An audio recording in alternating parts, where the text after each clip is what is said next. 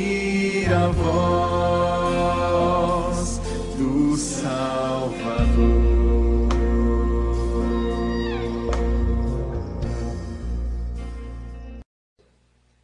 Eu quero convidar vocês a abrirem as Bíblias em Lucas capítulo 9.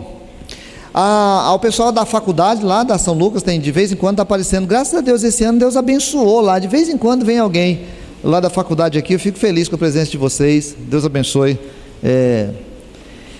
Lucas capítulo 9, versículo 37, a gente continua naquela reflexão, aprendendo com os atos de Jesus. Tenho tentado, no dia que prego sobre esse tema, não me fixar na palavra, às vezes é difícil, mas me fixar no ato, naquilo que Jesus fez.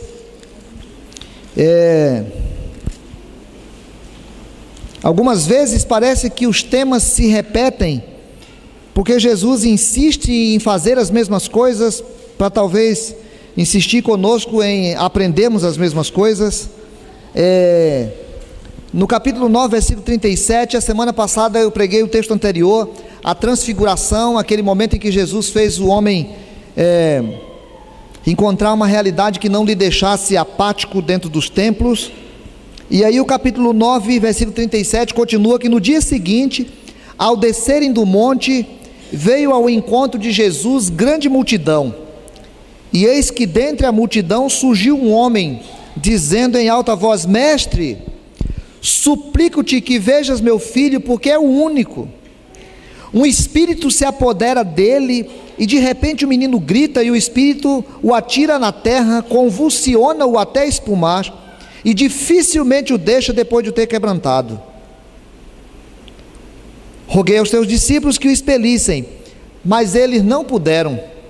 Respondeu Jesus: ó geração perversa e incrédula, até quando estarei convosco e vos sofrerei? Traze o teu filho. Quando se ia aproximando, o demônio o atirou no chão e o convulsionou. Mas Jesus repreendeu o espírito imundo, curou o menino e o entregou ao seu pai. E todos ficaram maravilhados ante a majestade de Deus. Olhe, nós vivemos, às vezes a gente não tem muita noção da realidade, nossa noção às vezes é muito apática. Nós chegamos ao templo, nós adoramos a Deus, nós já somos um grupo que tem uma noção de Deus, então nós entendemos que precisamos adorá-lo, nós entendemos às vezes que precisamos entregar os dízimos, as ofertas, nós buscamos a Deus especialmente quando estamos precisando, passando por um aperreio, passando por uma agonia. Nós temos a tendência de reconhecer Deus, mas quando saímos daqui, nem sempre entendemos que a vida cristã é uma vida de confronto, que a vida cristã não é uma vida de pessoas que saem, não é uma vida de pessoas que evitam, é uma vida de pessoas que encontram, é uma vida de pessoas que vão ao confronto, e vão ao confronto não porque têm o prazer de confrontar, não vão ao confronto porque gostam de confrontar, vão ao confronto porque entendem que a vida só tem sentido se for alguma coisa que glorifica a Deus. Os cristãos são pessoas que entendem que os templos só são espaços de enchimento espiritual, para que a gente saia daqui e vá confrontar todas as realidades que são colocadas diante de nós, na consciência de que a nossa vida precisa glorificar a Deus, que nós precisamos terminar o dia e avaliar: a minha vida hoje serviu para a glória de Deus? Da gente terminar uma semana e iniciar a outra semana como estamos fazendo hoje, e pensar: como é que foi a minha vida na semana passada? Minha vida glorificou a Deus? Eu fui alguém que as pessoas puderam ver a marca de Jesus em mim? Nós precisamos parar e olhar o mês.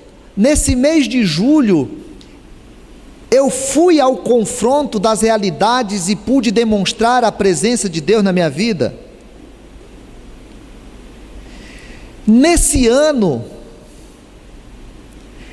nessa vida, a minha vida é uma vida que serve para, vez por outra, demonstrar o carinho de Deus, ou vez em sempre demonstrar o carinho de Deus.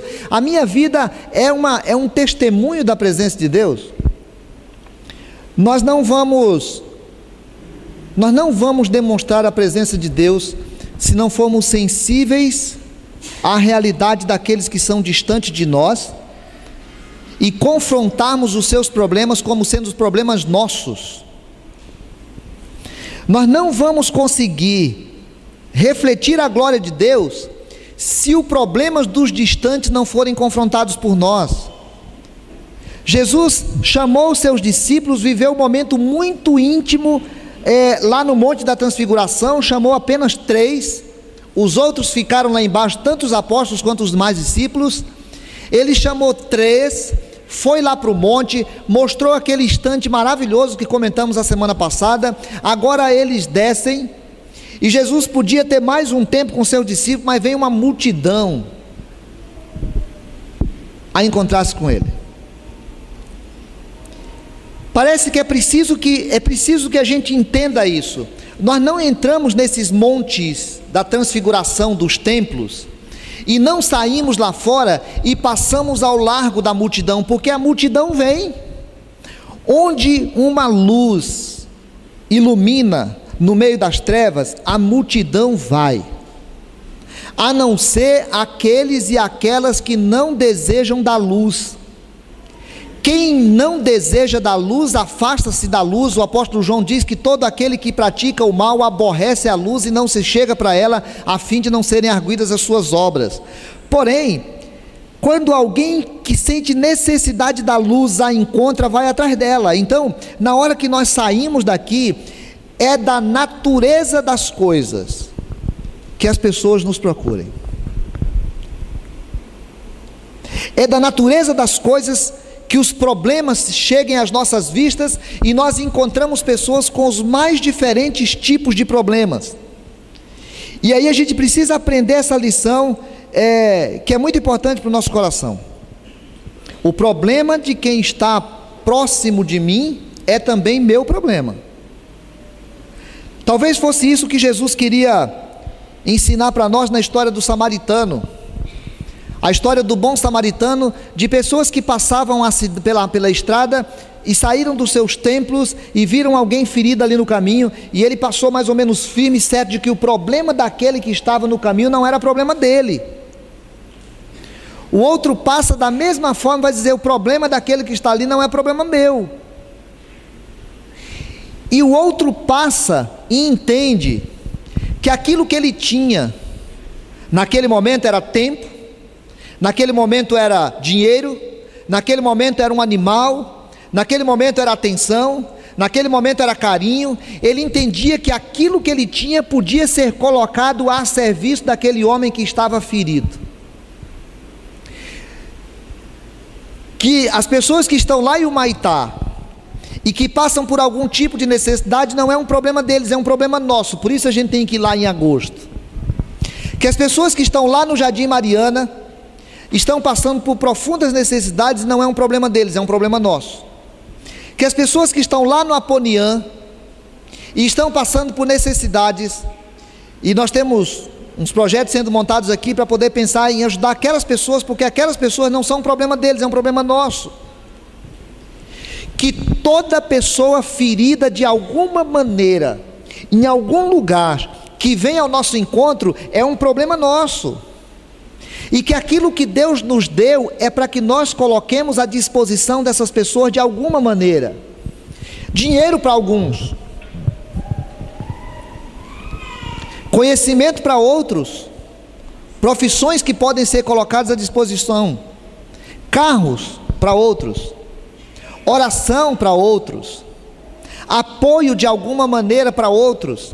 Esse era o tipo de programa que a gente devia encher de gente para poder ir para Humaitá, porque um vai fazer uma coisa, outro vai fazer outro, e na hora que chegar à conclusão de que não tem mais nada para se fazer ali, as pessoas podem sair nas casas visitando para poder fazer uma oração, porque o problema daqueles é problema nosso. O bom samaritano é aquele que foi lá, olhou a ferida do homem, a Bíblia diz que pensou-lhe as feridas, tratou ali, levou num lugar e cuidou dele. Porque o problema do outro é meu problema. Jesus chega ali e um homem vem gritando lá do meio do povo para poder dizer: olha, por favor, me ajuda, eu tenho um filho e é único. Eu tenho um filho e é único. E o espírito se apodera dele, joga no chão, arrebenta com ele, não deixa, dificilmente larga antes de quebrantá-lo todo. Eu tenho um problema. O meu filho tem um problema, e aí a gente poderia dizer assim: o que eu tenho a ver com isso? O que eu tenho a ver com o problema das pessoas do Jardim Mariana, com as pessoas do Aponian, com as pessoas que eu encontro na rua? O que eu tenho a ver com isso? Jesus poderia dizer a mesma coisa: e daí? Qual é o problema que eu tenho com isso? Não, Jesus resolve agir em favor daquele homem. Jesus resolve fazer alguma coisa por aquele homem, porque ele queria primeiro ensinar para nós que nós precisamos enfrentar os problemas das pessoas que são distantes de nós. Irmão, é muito importante que a gente pare um pouquinho para falar: os meus bens estão à disposição para ajudar outras pessoas? Minha profissão está à disposição para ajudar outras pessoas? Meu carro está à disposição para ajudar outras pessoas? Meus conhecimentos estão à disposição para ajudar outras pessoas? Ou será que eu tenho a falsa concepção de que aquilo que eu tenho Deus me deu para mim? Ou será que eu tenho a falsa concepção de que tudo o que sou é para mim, para minha família? Jesus não pegou a sua fé e veio, e a sua vida, e a sua divindade, e a sua experiência, para fazer apenas pelos seus, e um dia ele faz um confrontamento com uma mulher, para dizer: olha, eu vim para os meus, eu vim para os judeus, não é bom que a gente tire o pão dos filhos e dê para os cachorros. E a mulher fala assim: mas Senhor, eu fico debaixo da mesa comendo pelo menos o que sobra. E aí Jesus vai fazer para ela, que era para poder mostrar que tudo aquilo que temos é para aqueles que não são dos nossos, irmãos. Tem muita gente sofrendo, muita gente sofrendo. Essa semana estive lá em Curitiba, sentei com meu irmão e tive uma conversa com ele que nunca tinha tido. Nós conversamos 1 hora, onde eu fui contar um problema meu, que meu irmão não sabia. Tem muita gente sofrendo, acolá, longe da nossa casa, longe da nossa vida, gente que nós não conhecemos, e o reino de Deus precisa ser demonstrado, e o reino de Deus não é demonstrado apenas nos sermões que fazemos dentro das igrejas, com templos feitos com ar-condicionado e cadeira almofadada. O reino de Deus precisa ser demonstrado fora daqui. O reino de Deus precisa ser demonstrado fora daqui, nas ações do seu povo, que é capaz de olhar para o problema do distante e agir em direção a ele.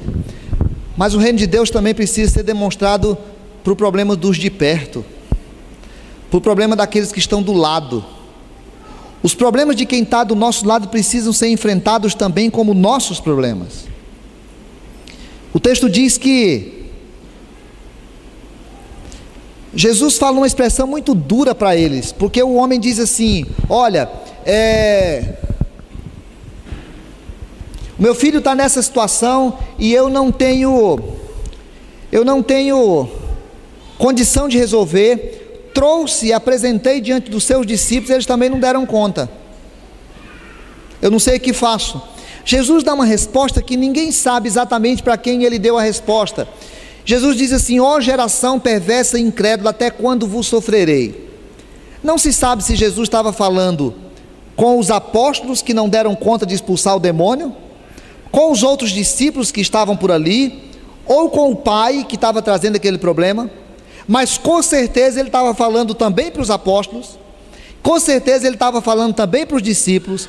E esse texto narrado lá em Marcos capítulo 9, Jesus diz assim, quando eles falam que os discípulos não puderam fazer nada, Jesus diz assim, olha, todo aquele que crê, tudo lhe é possível, tudo é possível ao que crê. Em vários momentos da história, Jesus teve que tratar com a falta de fé dos seus discípulos. Em vários momentos da história, Jesus que pegou aqueles discípulos, sentou com eles, andou com eles, ensinou-lhes, passeou, chorou, orou. De vez em quando aqueles discípulos titubeavam, tinham medo, não acreditavam direito. Em vários momentos, na hora que a coisa mais apertava, aí Jesus colocava uma prova e os discípulos ficavam por ali. E Jesus tinha que tratar com eles. E Jesus passou 3 anos ensinando e tratando com eles. Porque discípulo, ou seja, aquele que segue Jesus, ele sabe aprender muito bem, mas nem sempre sabe fazer. Quem aprende de Jesus sabe aprender muito bem. Nós vamos nos tornando craques. Quanto mais estuda, mais a gente aprende. Quanto mais o tempo passa, mais a gente aprende. Nós aprendemos muito o que fazer, mas nem sempre aprendemos a fazer. E de vez em quando Jesus precisava parar com aqueles discípulos para poder tratar com eles. Olha, eu estou tendo um problema com uma pessoa distante que nem conheço, mas estou tendo um problema com meus discípulos. Eu ensino e meus discípulos não têm cuidado. Nós precisamos enfrentar, irmãos, primeiro os nossos problemas. Eu tenho que tratar do problema das pessoas lá de Humaitá, eu tenho que tratar das pessoas lá do Mariana, eu tenho que tratar das pessoas lá do Aponiã, eu tenho que tratar do problema das pessoas que me procuram lá no consultório, eu tenho que tratar do problema das pessoas que me procuram aqui na igreja, eu tenho que tratar do problema das pessoas que me encontram na rua, eu tenho que ajudar de alguma maneira porque sou cristão e onde vou sou luz. Mas eu tenho que olhar para dentro de mim. Assim como Jesus parou para olhar para os seus discípulos, eu tenho que parar para olhar para dentro de mim e perceber: eis aqui alguém precisando que o reino de Deus venha também hoje. Por isso Jesus vai ensinar na oração do Pai Nosso, que a gente precisa aprender a orar e dizer assim: que venha o teu reino. Senhor, que venha o teu reino na minha vida, porque tem algumas coisas da minha vida hoje que não funcionaram direito. Que venha o teu reino na minha vida, porque tem algumas coisas nessa semana que não funcionaram direito. Que venha o teu reino na minha vida, porque tem algumas coisas nesse mês que não funcionaram direito. Que venha o teu reino na minha vida, porque tem algumas coisas na minha vida que não tem funcionado direito, Pai. Irmão, aprenda a orar isso no teu coração: Senhor, que venha o teu reino na minha vida. Tem gente precisando lá em Humaitá, tem gente precisando lá no Mariana, tem gente precisando lá na Aponiã, tem gente precisando lá no centro, tem gente precisando vizinho de mim, mas tem alguém aqui precisando profundamente de Ti. É bonito aquele momento quando o pecador lá do templo chega e diz assim: sê propício a mim, pecador. É bonito a palavra do apóstolo Pedro quando ele diz que a gente precisa humilhar-se perante a poderosa mão de Deus, ou sob a poderosa mão de Deus, para a gente poder parar e falar para Deus: Senhor, eu estou precisando ser cuidado, Senhor, estou precisando ser cuidado. Mas é preciso que a gente pare para olhar para as pessoas que estão na nossa família, que são próximos de nós. Se Jesus estivesse cuidando só de discípulos, as pessoas lá fora sofreriam e Ele não teria feito nada por elas. Mas se Jesus cuidasse só lá dos de fora, os seus discípulos precisariam de tratamento e não receberia cuidado. Eu preciso cuidar de mim, mas eu preciso cuidar da minha família, da minha casa, da minha esposa, das minhas filhas. A Nayara precisa cuidar da Tauane. A Tauane precisa cuidar da Nayara. Elas precisam cuidar de nós. Agora à tarde a Nayara foi para o hospital com a Del, que a Del teve que fazer tomar um soro lá. Os filhos precisam cuidar dos pais. Os filhos precisam cuidar dos avós. Os avós precisam cuidar dos filhos, dos netos. Os netos precisam... Gente, a nossa casa precisa de atenção. A nossa casa precisa de cuidado. Não adianta sermos sensíveis com o mundo inteiro e não formos sensíveis com quem está perto de nós, do nosso lado, passando às vezes necessidade de atenção, necessidade de oração, necessidade de cuidado. Essa semana eu estava conversando com uma pessoa,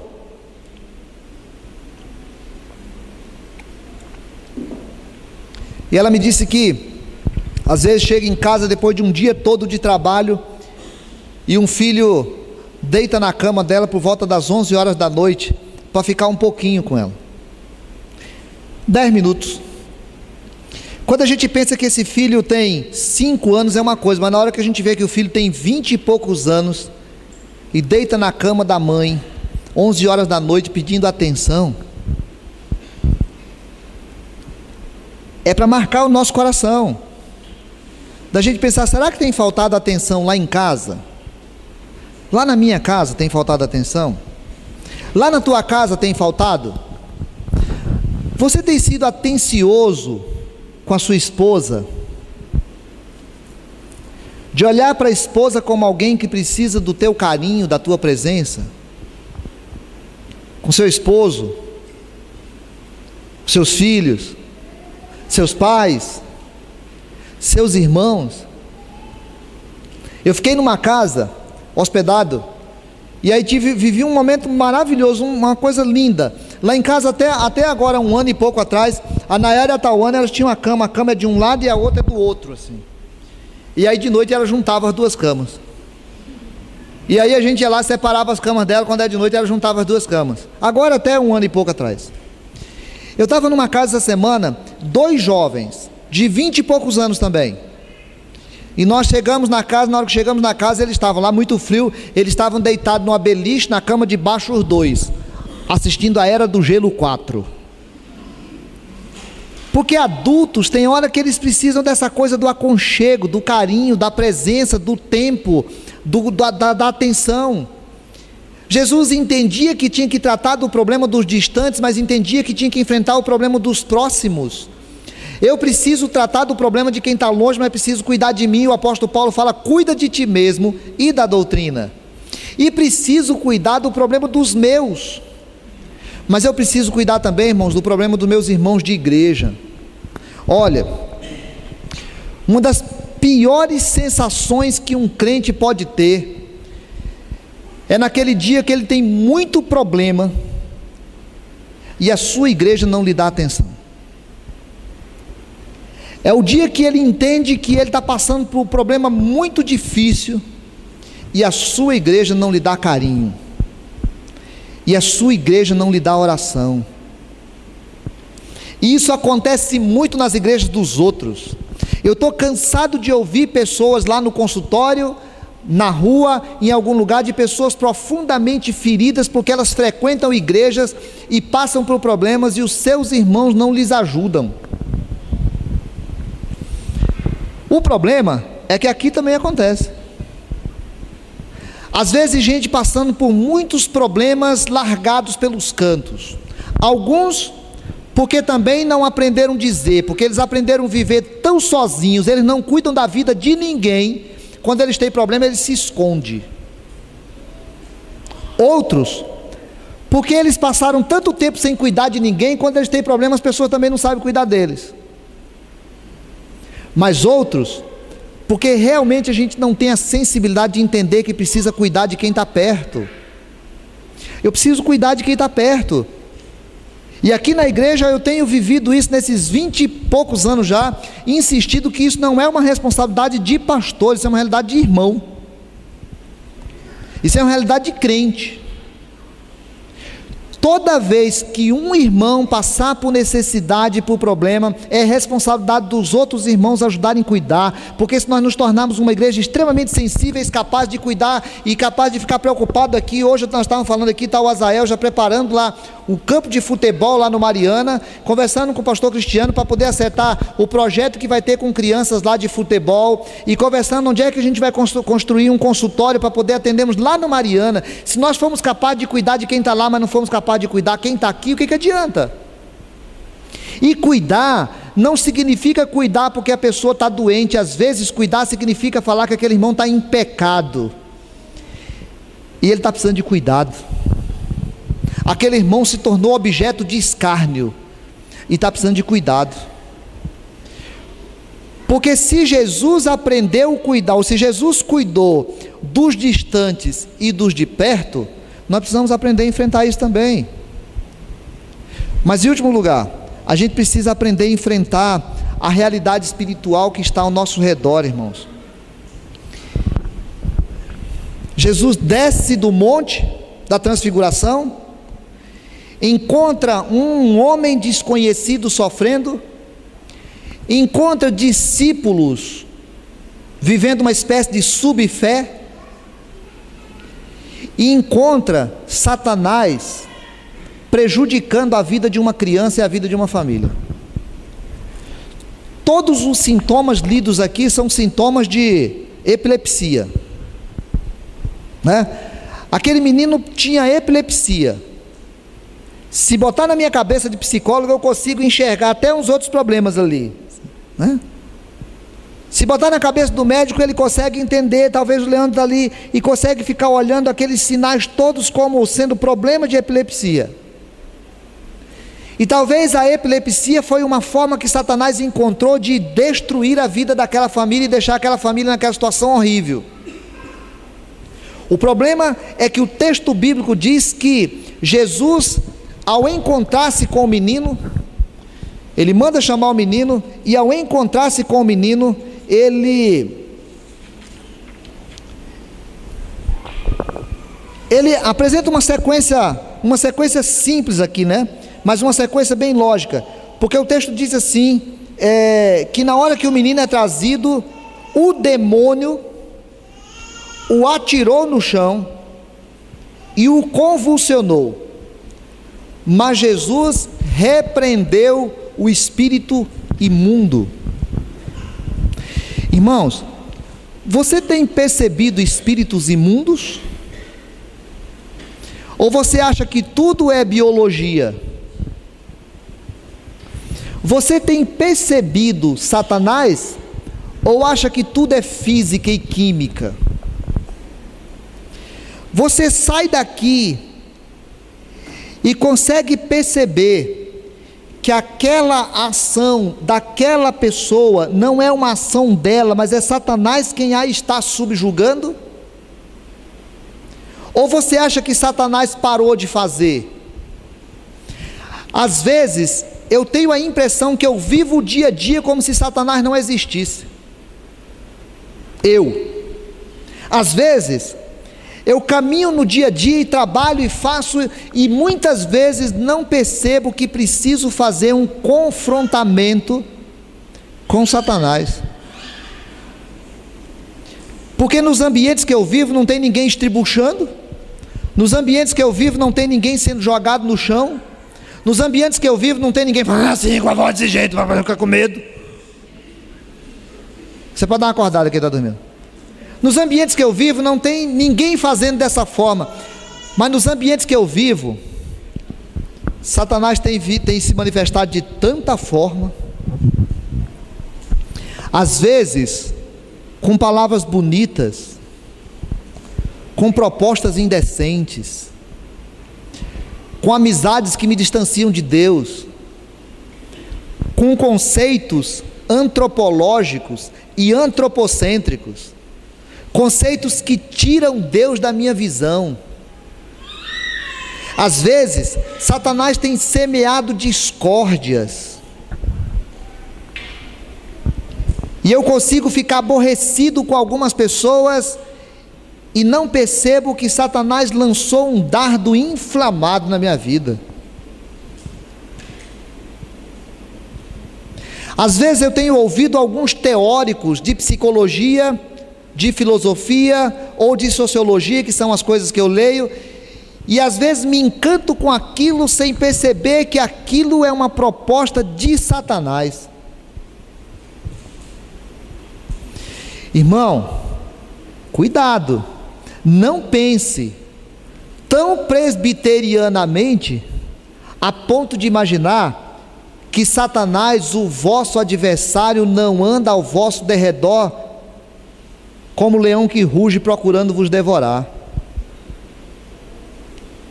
Porque Satanás é uma realidade que precisa ser enfrentada fora daqui, e é uma realidade que precisa ser enfrentada de maneira que nós repreendamos, não as pessoas, mas repreendamos as ações de Satanás através das vidas delas.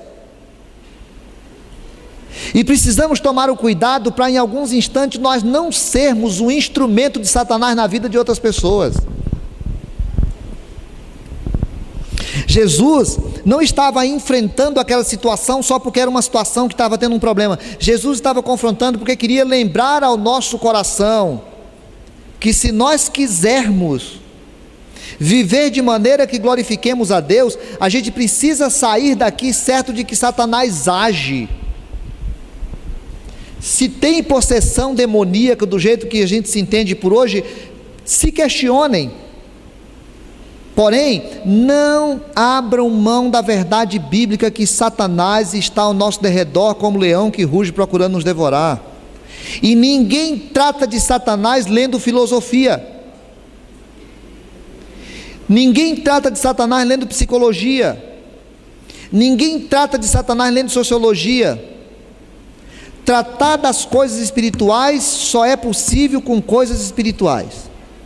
Só é possível com um povo capaz de buscar a Deus, de temer a Deus, de se encher de Deus e de sair com uma visão que faz com que se olhe com a mente de Deus. Se o nosso coração não tiver tomado por esse profundo sentimento de temor a Deus, nós vamos sendo engambelados por Satanás, com novelas miseráveis que faz a gente assisti-las como se estivesse assistindo a verdade celestial e não uma verdade infernal, com conceitos políticos desgraçados que fazem o homem um objeto da desgraça ao invés de um objeto da graça, com realidades de amizades que nos separam de Deus ao invés de nos aproximarem de Deus, e nós nem sempre percebemos que aquilo é uma proposta de Satanás para nos afastar. Ser cristão é a gente sair daqui e entender, irmãos, que tem problemas dos de fora, que tem problema dos de dentro, que tem problemas espirituais para serem confrontados, para que a gente possa chegar aqui na semana que vem, na hora que for fazer a reflexão, ou na hora que for tomar a Santa Ceia do primeiro domingo, a gente poder falar assim: essa semana a minha vida serviu para glorificar o Senhor. Essa semana eu resolvi colocar minha vida como um instrumento do Senhor. A Bíblia diz que no final daquela história todos ficaram maravilhados ante a majestade de Deus.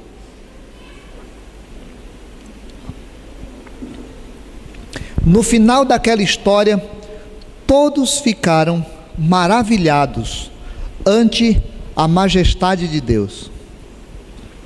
Eu ouvi uma história essa semana de uma mulher que estava passando na praia e ela viu um homem desenhando na areia, assim, fazendo essas artes de areia, né? E o homem desenhou um animal e desenhou alguma coisa, era muito bonito, feito na areia. E ela ficou agoniada, porque ela diz assim: meu Deus, isso vai acabar, daqui a pouco a maré sobe e vai destruir, ou as pessoas passam aqui e destroem. E ela ficou incomodada porque era um trabalho muito bonito, e ela parou e falou com o homem assim: escuta, por que o senhor faz isso? Por que não vai ser destruído daqui a pouco? Ele falou assim: vai. Mas por que o senhor faz? Aí ele diz assim: porque Deus faz isso todo dia, e porque a gente precisa celebrar a vida. E ela achou meio bobinho aquilo, né? Coisa de crente, e foi embora. Mais tarde ela voltou, o menino tinha passado por cima do cavalo, por cima daquele desenho, tinha esculhambado com tudo, e ela ficou triste. No outro dia de tardezinha, ela estava tirando férias naquele lugar, foi passar naquele lugar, estava o homem lá desenhando outro animal, outras coisas, porque a vida criada por Deus precisa ser celebrada. Irmão, eu sou chamado por Deus, e eu não entendo isso. Você é chamado por Deus. para sair dos montes da transfiguração e ir lá para fora se preocupar com o problema de pessoas que você nem conhece. Não passe ao largo, como aqueles homens da história do bom samaritano. Você é chamado para sair daqui e se preocupar com a tua vida, com a vida da tua família, com a vida dos teus irmãos de fé. Você é chamado por Deus para sair daqui e confrontar Satanás, com uma vida que dignifica e que glorifica o nome de Deus, a ponto das pessoas olharem e falar assim: eu vejo a glória de Deus na vida desse cara. Eu vou falar uma coisa aqui, não é para a tua glória não, viu, Elano? Não é para a tua glória não, Deus sabe que não é para a tua glória. Mas é bom encontrar com o patrão do Elano, que eu arrumei um emprego para ele, e ele fala assim: rapaz, aquele cara é bom, aquele cara, ele é um bom funcionário. Irmãos, você está disposta hoje falar: Senhor, eu quero colocar a minha vida para ser mais útil na vida de outras pessoas essa semana. Talvez eu saiba já de alguém que está sofrendo de alguma maneira, eu nem conheço direito, mas eu estou disposto a colocar a minha vida à disposição do Senhor. Quem sabe para fazer uma visita no hospital, quem sabe para fazer uma visita no asilo, quem sabe para fazer uma visita em algum vizinho meu que eu fiquei sabendo que está doente. Senhor, eu estou disposto a colocar a minha vida à disposição para cuidar melhor de mim, da minha família, dos meus irmãos de igreja. Senhor, eu não tenho percebido, mas se eu parar um pouquinho agora com sensibilidade, eu vou entender que essa prática minha, que esse sentimento ruim que está no meu coração, que isso que está planejado para essa semana, não é de Deus, é proposta satânica na minha vida, e eu quero abrir mão em nome de Jesus. Tem alguma coisa dessa que você pode falar para Deus hoje? Vamos orar? Cada pessoa faz oração. Vou convidar os meninos do louvor para vir cantar Amigo do Oprimido. Eu gosto dessa música porque para mim Jesus é assim, e nos quer assim, amigo do oprimido, aquele que olha quando vê alguém passando por necessidade, a começar do próprio coração, dos da sua casa, dos seus irmãos de fé, e até aqueles que não conhecem, que estiverem passando por alguma opressão. Tem o coração aberto para dizer: Senhor, eu tenho sido ajudado por Ti, quero ajudar outras pessoas. Faz oração, querido, fala com Deus, propõe à disposição do seu coração.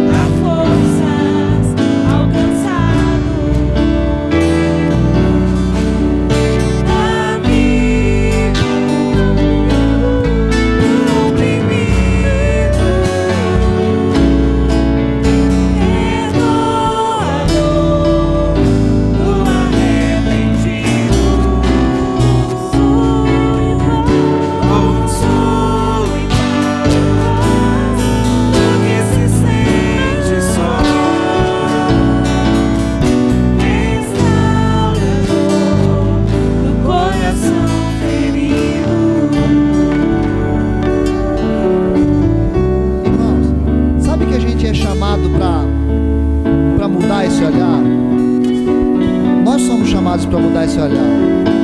Sabe por quê? Porque Jesus olha para mim, cara. Jesus olha para mim. E Ele sabe que eu estou em muitas dessas frases, muitas. Jesus olha para ti. Se em algum instante você se sente numa frase dessa, Jesus olha para ti. Mas Jesus quer olhar para outras pessoas lá fora, às vezes através de mim e através de ti. Lá no congresso eu estava, tem, sei lá, 700, 800 pessoas, não sei. Todo mundo muito bonito, todo mundo muito bem vestido, todo mundo muito bem formado e informado. E eu fiquei reparando que tinha um senhor que limpava lá. E as pessoas ficavam comendo, e era um lugar muito bonito, e as pessoas ficavam comendo e aquele senhor limpando lá. E ele passava por todo mundo, e as pessoas se abraçavam, se cumprimentavam, e aquele homem limpando ali. Em algum instante eu fiquei pensando, caramba, será que alguém vai ver esse homem nesses dias? Será que alguém vai conversar com ele? E aí, quando chegou no momento lá, nós tínhamos discutido um tema num seminário, e aí eu fui lá num canto depois e sentei com ele, e eu fiquei pensando, como que aquele homem é sábio?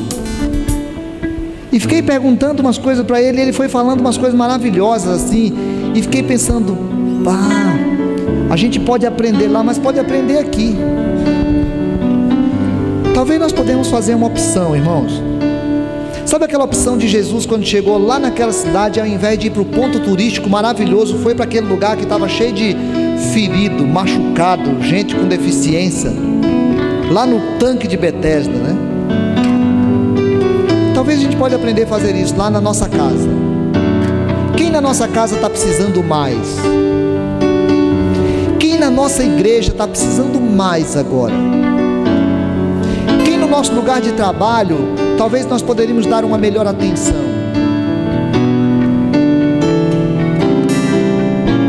Quem na nossa sala de aula, a gente está precisando conversar mais com ela?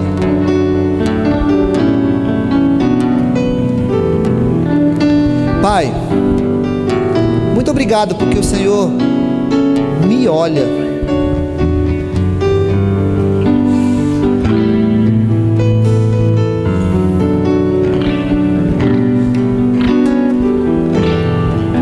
Muito obrigado, Senhor, porque o Senhor me olha. Às vezes profundamente decepcionado comigo, ou pelo menos entristecido. Imagino que muitas vezes até com ira, porque a tua palavra diz que se não fossem as tuas misericórdias, nós seríamos consumidos pelo furor da tua ira. Muito obrigado porque eu sei que o Senhor olha para o teu filho, para a tua filha que está aqui. Muito obrigado porque várias vezes o Senhor usa outros irmãos para poder nos olhar com o teu olhar. Paizinho, o que nós estamos pedindo agora é que aquele mesmo olhar que tomou conta do coração do teu filho ao olhar para aquela multidão, como ovelhas que não têm pastor, que o Senhor nos ensine a olhar, a começar do nosso olhar para os da nossa casa. Ó Deus, se tem alguém nessa noite aqui que deixou alguém ferido pelo caminho, em nome de Jesus, lhe dê força, Pai, para ir atrás, para buscar, para cuidar. Se tem alguém nosso ferido em algum lugar, sensibiliza o nosso coração para não sermos juízes, mas sermos curadores, tratadores. Mas, Senhor, também não nos deixa nos tornar indiferentes àqueles que não são nossos, que nós não conhecemos, para que o mesmo olhar que o Senhor tem por nós seja o olhar que nós tenhamos por eles.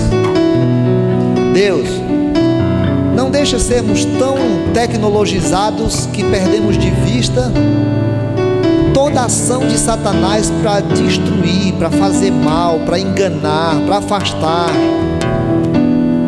e que nós possamos confrontá-los, amando os feridos por ele. Que a tua bênção seja sobre o teu filho, sobre a tua filha, Pai. Se tem alguém hoje aqui com seu coração triste com alguma coisa ou triste com alguém, em nome de Jesus, Pai, estende a tua mão sobre essa pessoa.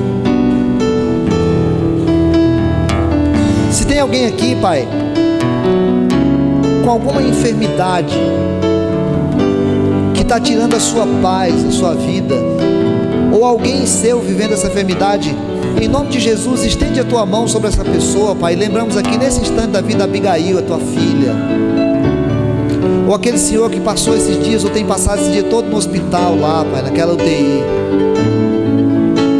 ou qualquer outra pessoa que está sendo lembrada agora, Pai, em nome de Jesus, estende a tua mão sobre essa pessoa. Mas, ó Pai, leva os teus filhos certo de que o Senhor está cuidando. Nos faça instrumentos teus, Pai, em nome de Jesus. Amado, que a graça eterna de Jesus, teu amigo, que você sabe que não merece, mas é teu amigo, que o amor do Pai, o Pai que te conhece e ainda assim tem te amado, e que a ação do Espírito Santo, o Consolador, aquele que vem limpar as feridas, que vem renovar a vida, seja com você e te faça alguém cheio de graça, alguém cheio de amor e alguém cheio de consolo, hoje e sempre. Amém e amém.